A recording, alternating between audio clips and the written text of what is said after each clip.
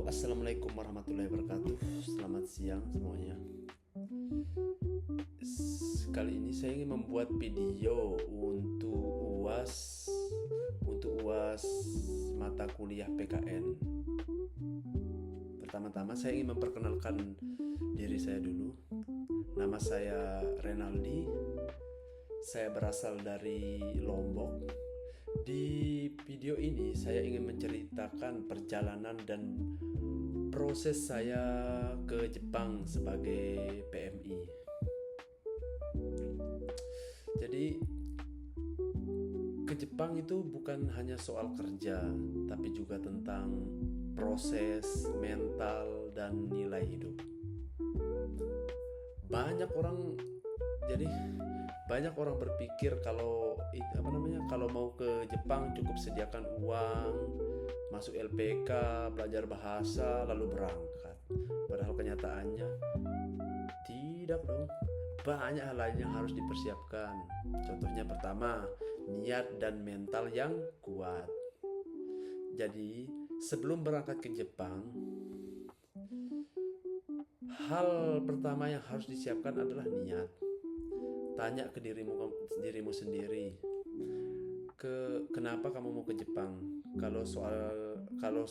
Jawaban saya sederhana, ingin mandiri, membantu keluarga, dan menabung untuk masa depan. Dan yang kedua, belajar bahasa dan budaya.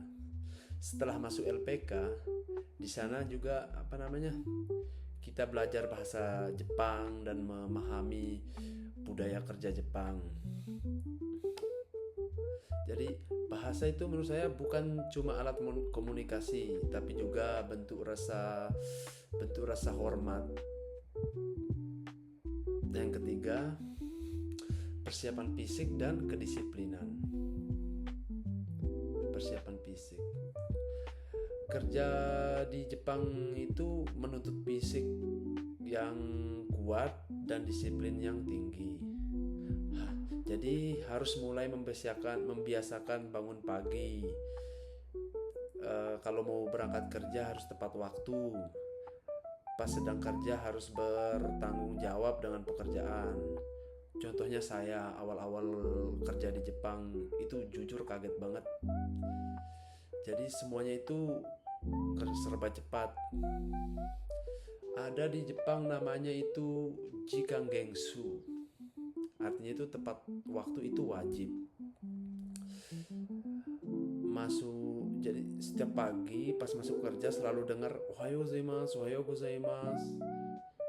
Di sini juga 1 menit aja telat bisa kerasa banget.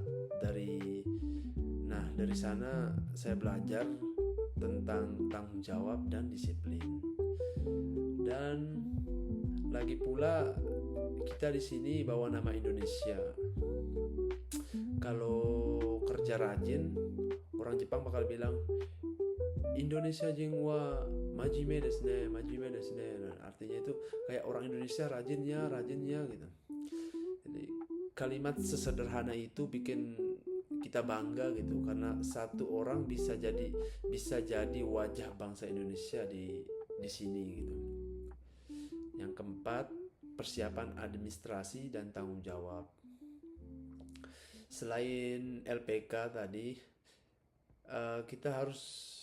kita juga harus menyiapkan kayak dokumen, tes kesehatan, kontrak kerja, dan lain-lain. Semua itu butuh kesabaran dan kejujuran. Dan yang terakhir, kelima, tujuan saya ke Jepang bukan untuk poya-poya, tapi untuk menabung,